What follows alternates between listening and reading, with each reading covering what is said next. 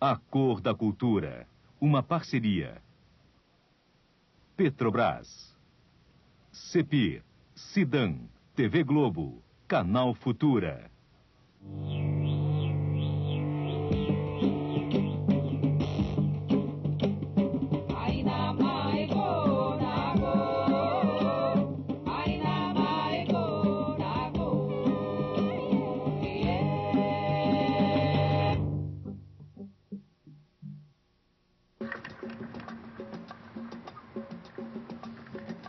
Nesse território, com mais de 30 milhões de quilômetros quadrados, vivem cerca de 780 milhões de pessoas, de diferentes etnias, com as mais diversas culturas e histórias.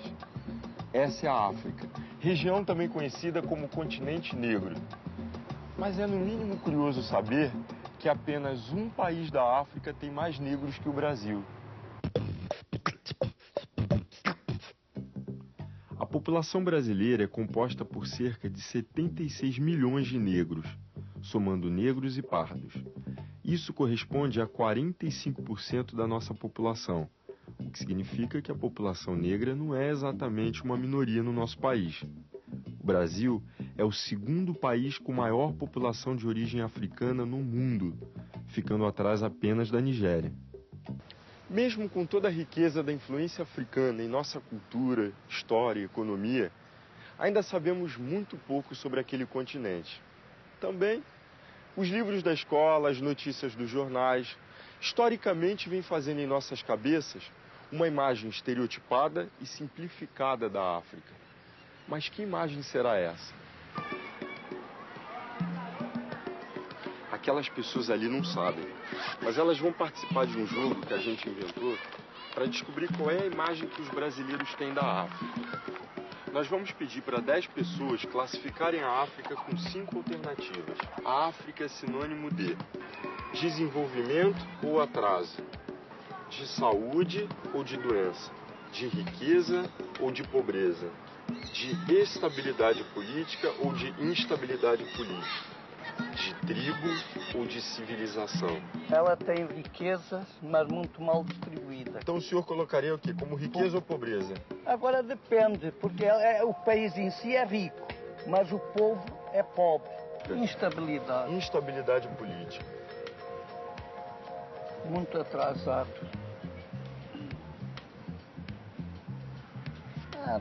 Tem pouca civilização ainda. Como saúde ou doença? Tudo doença, muita, infelizmente. Doença por causa da AIDS, né? Instabilidade.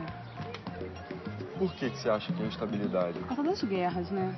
Nota que você botou só palavras que dão um aspecto negativo ao continente africano. Por quê? É o que a televisão mostra. Eu acho que é de civilização. Eu acho que está mais ligado à civilização, até para tirar essa conotação de que tribo seja alguma coisa em atraso. Você já foi à África? Não, infelizmente. Tem vontade de conhecer? Tenho vontade de conhecer. Por que você tem vontade? Acho que faz parte do Brasil, né? Acho que o Brasil é um pouco África. A África é pobreza. De atraso. Doença, com certeza. Instabilidade política, com certeza. Na maioria das vezes, a África foi associada a características negativas. Apesar dos muitos problemas que o continente africano enfrenta, o fato é que só temos acesso a alguns aspectos da realidade africana. Assim como acontece com o Brasil, a própria mídia internacional exibe o lado ruim e omite o lado bom. Os séculos de exposição a informações deturpadas ou incompletas sobre a África trouxeram consequências negativas não só para o continente africano, como também para as pessoas brancas e negras que moram lá. Quando negamos todo o valor político, cultural, econômico, histórico da África, estamos provocando um sentimento de inferioridade em afrodescendentes de todo o mundo, inclusive no Brasil. E isso não impacta só os negros, não. Os brancos perdem ao serem criados com a falsa ilusão de serem superiores. Agora, o maior problema de tudo isso é que a desinformação começa justamente no livro didático. Nos currículos escolares, o espaço dedicado à história da África é mínimo. Levamos uma vida escolar inteira aprendendo sobre o Império Romano, o feudalismo na Europa, a Revolução Industrial na Inglaterra, a Revolução Francesa, a Guerra Civil Norte-Americana. E falamos da história de um continente inteiro em apenas algumas horas. Isso quando falamos, porque na maioria das vezes a África chega aos bancos escolares na carona do tema escravidão. E mesmo a escravidão é abordada sob uma perspectiva eurocêntrica, isto é, sob o ponto de vista do colonizador. E nesta visão, a primeira coisa a ser ignorada é a diversidade étnica dos africanos que aqui chegaram. Os escravos do Brasil tinham as mais variadas origens, línguas, valores, crenças e hábitos, mas são apresentados a nós como uma coisa só, africanos. As diferenciações, quando existem, no máximo classificam os negros como bantus ou sudaneses. Mas não pense que a nossa falta de informação tem a ver com a desinformação dos portugueses da época. Tanto eles tinham conhecimento da diversidade dos africanos que até dispersavam intencionalmente esses grupos pelo território brasileiro para enfraquecer os laços étnicos e diminuir o risco de revoltas entre os escravos. Para entender um pouco mais sobre a África no passado e no presente, e as relações do Brasil com o continente africano, estamos aqui com Kabengele Munanga. Ele é professor titular do Departamento de Antropologia da USP e vice-diretor do Centro de Estudos Africanos da Universidade. Bom dia, professor. Bom dia, Alexandre. Qual foi o maior impacto da fusão dos diversos grupos africanos na escravidão para a cultura brasileira de hoje? Olha, esse impacto está, em primeiro lugar, no patrimônio genético de todos os brasileiros. Está, principalmente, na cultura brasileira, no plural, e na identidade brasileira. E que informações mais relevantes estão omitidas nos livros da escola? Olha, nosso livro didático tem uma orientação que nós podemos chamar de orientação eurocêntrica. É uma orientação que não contempla outras raízes do Brasil, principalmente as raízes de origem africana. E que consequências elas têm para a formação da identidade dos brasileiros? Eles têm consequência muito importante, principalmente na formação da autoestima dos jovens brasileiros de ascendência africana. Porque qualquer pessoa, para se afirmar como ser humano, né, tem que conhecer um pouquinho da sua identidade, de suas raízes, da sua história. Onde é que o professor pode encontrar materiais mais completos sobre a África? A Unesco produziu, junto com a editora Ática, acho que 8 volumes sobre a história geral da África, que dão bastante informações de boa qualidade sobre a África. Muito obrigado, professor. Obrigado, Alexandre. De um modo geral, a história da África costuma ser apresentada como um aspecto da história comercial europeia. O colonialismo europeu foi um episódio importante da história africana, mas isso não significa que a história do continente tenha se produzido a partir desse evento. No caso brasileiro, costumamos enfatizar a escravidão quando falamos de África. Mas se a gente for parar para pensar, o período da escravidão atlântica ocupa um pouco mais de 3 séculos na história milenar desse continente. A África tem muito mais histórias do que nos contam os livros didáticos. Para início de conversa, foi lá que há 130 mil anos surgiu o Homo sapiens. As pesquisas arqueológicas indicam que os primeiros indivíduos da espécie humana eram negros, pequenos e com feições muito semelhantes às do africano de hoje em dia. A magistral civilização egípcia, notória pelos seus avançados conhecimentos em engenharia, geometria e matemática, é outro exemplo de contribuição da África para a humanidade. E mesmo sendo uma referência esplêndida da cultura africana, muitas vezes os livros omitem que o Egito fica no continente africano. Mesmo antes da chegada dos europeus, os povos africanos já dominavam a agricultura, possuíam um comércio intenso entre si e tinham sociedades organizadas. Mas se a gente ignora muitos desses feitos, é porque a história da África não foi escrita pelos africanos e nem pelos negros. O censo de 1872 indicava que era mínimo o percentual de escravos africanos alfabetizados. Entre 1.509.403 escravos registrados, apenas 1.403, ou seja, menos de 1% sabiam ler e escrever. Dentre os alfabetizados, 958 eram homens e 445 mulheres. Num mundo que valorizava a história escrita e a história branca, é previsível o esforço para manter os negros fora do sistema de educação. Se hoje em dia o negro tem menos oportunidades de ter acesso a uma formação escolar adequada, no período colonial o buraco era mais embaixo. O negro era proibido de frequentar a escola e ponto final. Essas restrições dificultaram a transmissão de diversas passagens da história e da cultura negras, mas não as impediram totalmente. E hoje temos acesso a uma boa parte delas através do resgate da história oral. E é justamente a história oral um dos elementos fundamentais do trabalho desenvolvido aqui, nessa escola.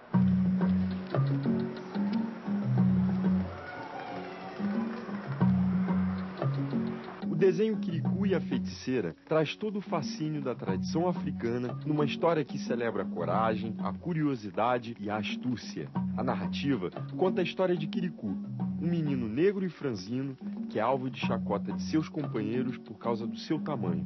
Mas o que ninguém sabe é que por trás daquele corpo pequeno tem um ser cheio de coragem, curiosidade e destemor, características típicas de um grande herói. E é este universo que a professora Maria Cecília Pinto Silva trouxe para dentro da sala de aula, com o projeto Resgate da Riqueza Cultural da África, a partir do desenho animado Kirikou e a Feiticeira. O projeto tem como objetivo introduzir a história do negro no Brasil para alunos do ensino fundamental, buscando conhecer e valorizar a África e o modo de viver de alguns povos africanos. O que motivou a criação desse projeto? Eu sempre notei essa questão do racismo nas crianças através de xingamentos, de atitudes de hostilidade em relação aos alunos negros. E eu resolvi fazer alguma coisa para estar mudando essa realidade. Porque os heróis nunca são negros. Como a criança negra vai se identificar com aquela princesa sempre loira? Porque o problema não é ter a princesa loira ou o príncipe loiro. O problema é só ter a princesa loira e só ter o príncipe branco. E eu resolvi apresentar um herói negro para eles. E aí foi o Kirikou. Kirikou é pequeno, mas tem seu valor. Kirikou é pequeno, mas tem seu valor. A melhor representação do negro em animação que eu já vi. E eu falei, não, eu preciso fazer um projeto com esse desenho. E foi a partir daí que eu resolvi fazer o resgate cultural da África a partir desse desenho animado. O objetivo do projeto era elevar a autoestima, das crianças afrodescendentes, bem como trabalhar com as crianças brancas também. A questão do racismo, a questão do preconceito, da discriminação, da valorização do negro, na nossa sociedade. Depois de assistirem ao desenho, as crianças reescreveram a história e a sinopse e fizeram resenhas. Em seguida, foram estimuladas a comparar o desenho com os contos de fadas tradicionais. Sem que a professora tocasse diretamente no assunto, os alunos foram percebendo a pouca quantidade, não só de personagens negros, mas principalmente de heróis negros nas histórias. Era Kirikou e a Feiticeira. Eu gostei dele porque ele era negro e salvava as pessoas. Eu gostei que quase da parte da minha família é negra, menos meu pai e meu irmãozinho. Aí eu gostei muito que eles fossem dessa cor, minha mãe também. Eu acho que a pessoa negra, ela é como se fosse um branco pra gente. Então sempre eu ensino, vocês têm que tratar todo mundo do mesmo jeito. Será que realmente não existe racismo e discriminação em relação ao negro no Brasil? Essas situações onde os negros são inferiorizados. Então, quando o negro aparece sempre como empregado doméstico ou sempre numa posição subalterna, vamos discutir isso, né, com as crianças. Isso...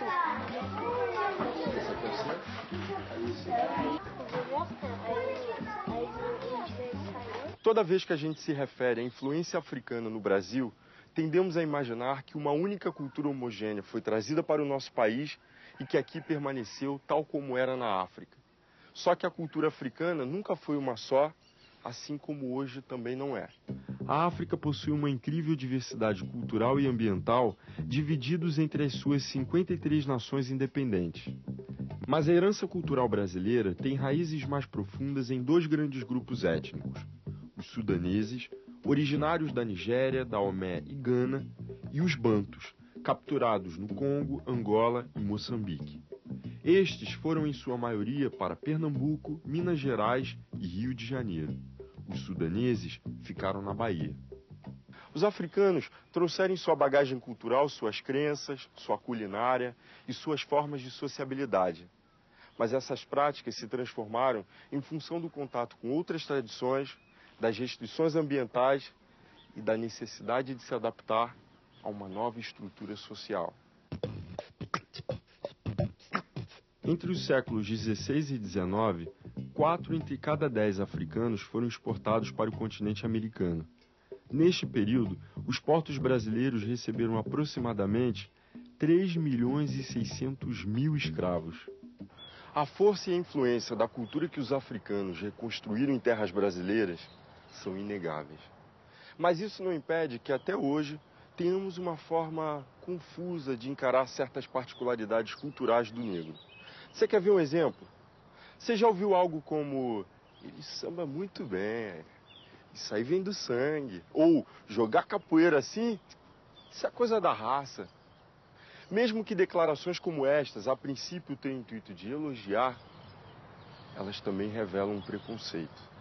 É no mínimo curioso notar que isso só acontece com negros e africanos. As diferenças de costumes e tradições de índios, italianos, libaneses e portugueses são pensadas em termos culturais e percebidas como diferenças englobáveis pela nacionalidade. Mas a herança cultural africana remete às diferenças entre negros e brancos. Isso porque ela é pensada em termos raciais. Quando fornecemos explicações biológicas a fenômenos culturais africanos, estamos negando toda a capacidade intelectual, criativa e estética desses povos. É como se atribuíssemos as suas habilidades ao acaso, à natureza ou a características inatas. E uma vez que retiramos tudo o que há de humano, histórico e inventivo dessas culturas, estamos também esvaziando os seus sentidos, o seu valor. Ao trabalhar aspectos da realidade africana, o educador está efetivamente contribuindo para a formação de uma consciência crítica e de um posicionamento político em relação a questões como o preconceito e o racismo. A ação política é uma das principais consequências do projeto Educar para a Igualdade Racial, desenvolvido pela professora Nilda Fátima Moraes.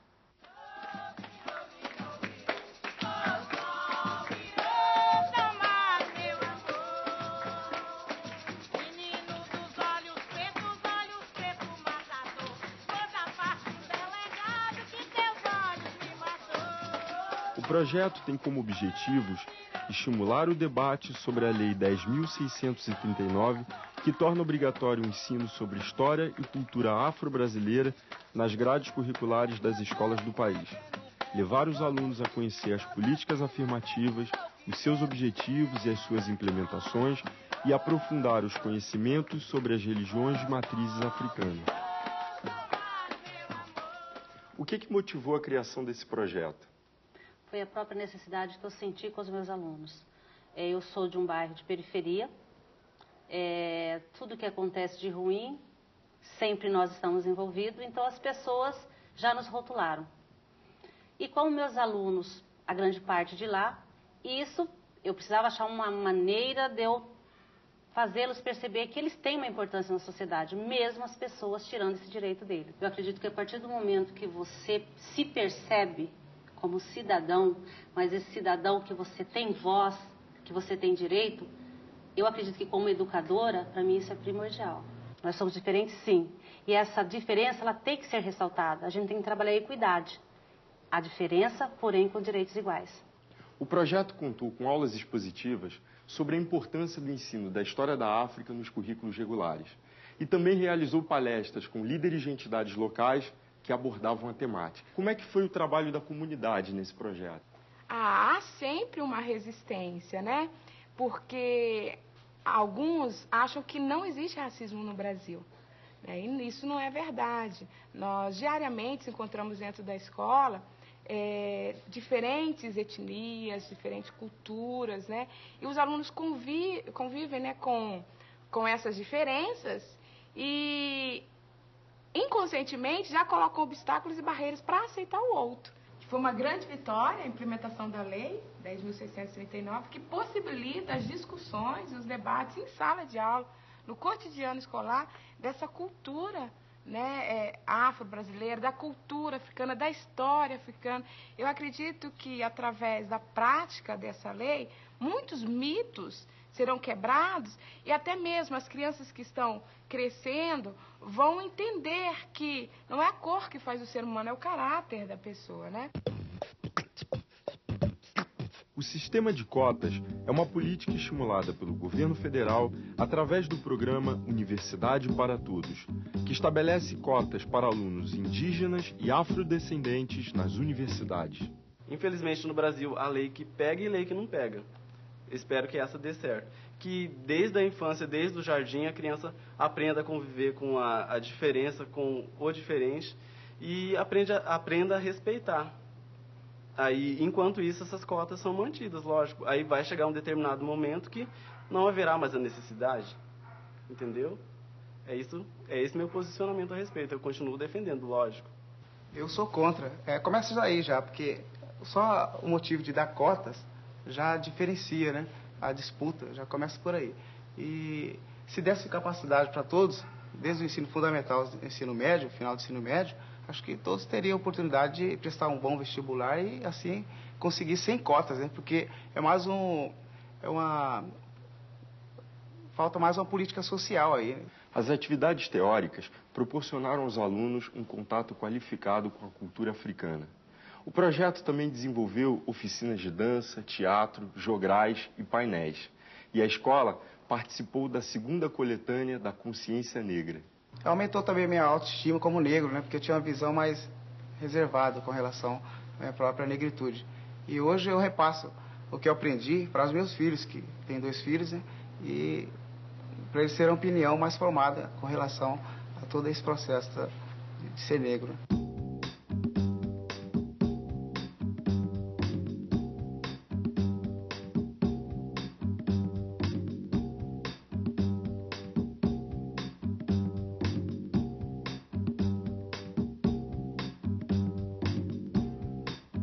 No programa de hoje, conhecemos 2 projetos que levam a África para dentro da sala de aula.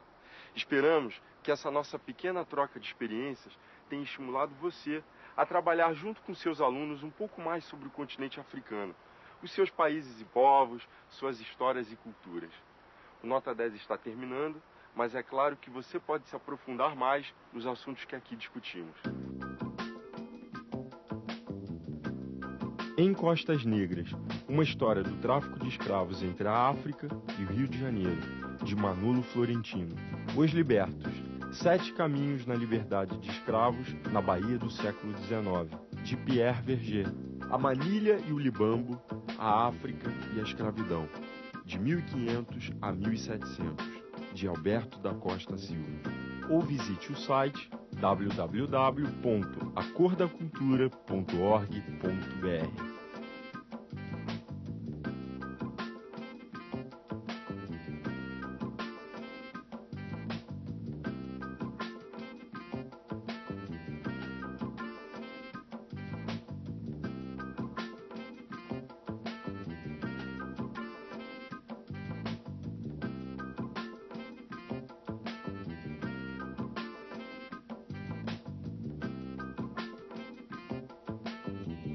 Uma parceria. Petrobras, Cepir, Cidan, TV Globo, Canal Futura.